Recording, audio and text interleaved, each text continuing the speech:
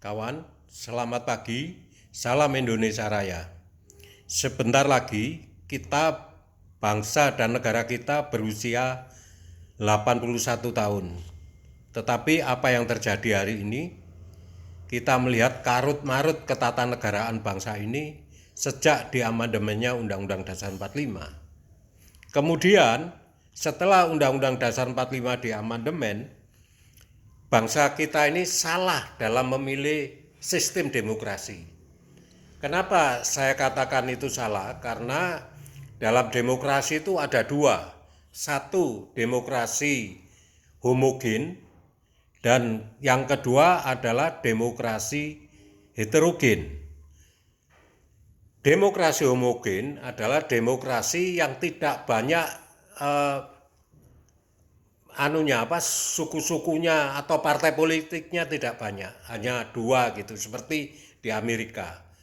Nah, sementara kita di Indonesia ini adalah bangsa yang banyak heterogen, banyak suku bangsanya aja ada 1.340,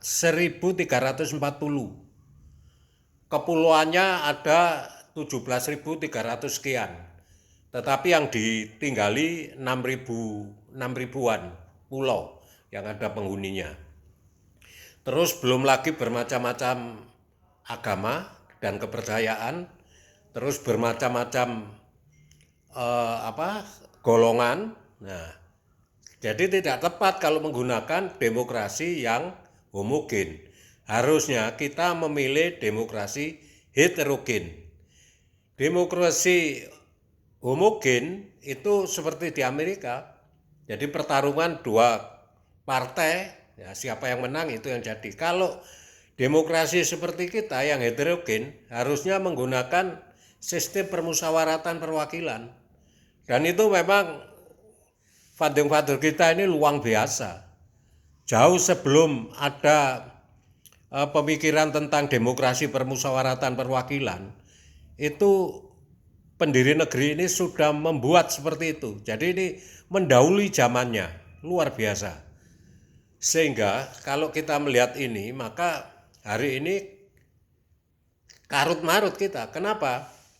Ketika MK kemarin memutuskan bahwa pilkada itu secara langsung, yang terjadi adalah visi misi negara ini dirubah menjadi visi misi kepala daerah, gubernur.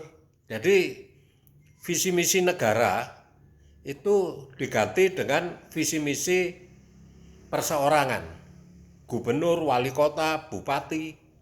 Nah, disinilah sebetulnya terjadi kalau menurut saya kerancuan, karena MK itu 9 hakim itu dipilih itu bukan karena rakyat yang memilih, tetapi dia dipilih karena fit and proper test. Tapi dia bisa hari ini keputusannya itu dampaknya bisa merubah pembukaan Undang-Undang Dasar 45. Buktinya apa? Buktinya satu, kita ini dari awal sudah jelas di pembukaan Undang-Undang Dasar 45 dan stat fundamental norm Pancasila itu bahwa demokrasi kita adalah kerakyatan yang dipimpin oleh hikmah kebijaksanaan dalam permusyawaratan perwakilan. Kemudian demokrasi ini oleh MK dimasukkan norma baru dengan one man, one vote, sehingga berubah skalanya. Akibat dari perubahan ini, MK menjadi lembaga sangat tertinggi di negeri ini. Karena tidak ada lembaga yang boleh mengamandemen pembukaan Undang-Undang Dasar 45 itu dan Pancasila. Nah, ini MK ini atas keputusannya ini berdampak berubah pembukaan Undang-Undang Dasar 45 dan Pancasila. Karena tidak menggunakan permusyawaratan perwakilan.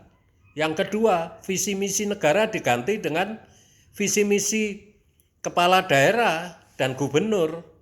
Kenapa begitu? Karena pemilihan langsung itu yang dipertarungkan adalah visi misi perseorangan di dalam pilkada itu. Jadi ini sungguh sangat ironis bangsa kita ini. Oleh sebab itu kekeliruan memilih sistem homogen dalam demokrasi Ini sangat fatal sekali.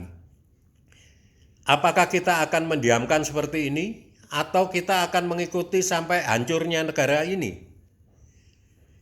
Dengan model demokrasi homogen, maka terjadi pertarungan yang tidak pernah selesai. Seperti hari ini, yang kalah Pilpres kemarin masih terus melakukan agitasi.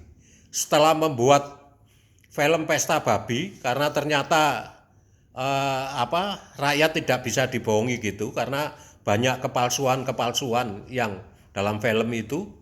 Kemudian sekarang membuat lagi membuat kabinet bayangan. Bayangkan, katanya mereka ini ahli hukum tata negara. Nah, kalau dia membuat kabinet bayangan itu, dasar hukumnya apa? Kapan dia mendapat mandat dari rakyat itu? Kalau kita perseorangan terus ngumpul buat kabinet seperti itu, terus dibiarkan, ya rusak tatanan negara ini.